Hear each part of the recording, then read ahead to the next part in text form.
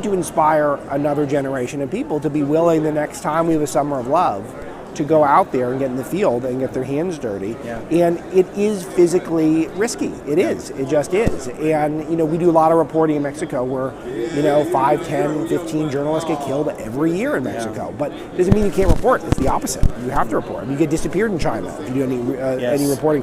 So it's we cannot win long term without brave people. So what do you say to people who might say, I really admire what you're doing. I want to try something. What's the message? Go for it. Fear God and go for it. Because without God, none of this is possible. People always ask me, how were you there in Kenosha? How were you there, standing there, documenting perfectly, recording what Kyle was doing? How did you end up being in there in the first place? I'm like, all I know is that I'm a Christian and that the Lord directs my steps.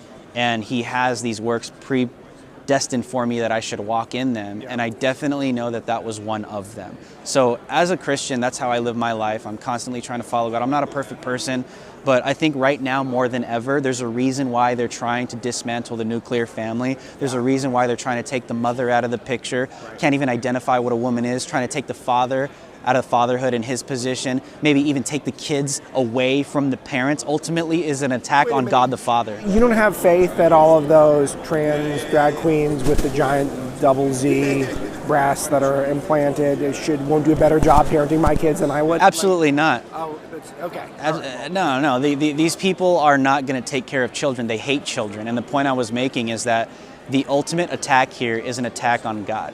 We are made in God's image. That is why they're attacking the biology of how we've been engineered. That is why all of this is taking place. And at the end of the day, they want us separated from our Creator. That is how we win and get things back. You know what I've been finding? I've been finding people who are atheists and agnostic are starting to appreciate the Judeo-Christian underpinnings of our country. This is a pattern that I'm kind of liking, that without God, I don't know if the core values that we've based our society on, I don't think it works. When God is removed, what is replaced? It's the aforementioned drag queen story hour. Yep. Like that is what's going to fill the void.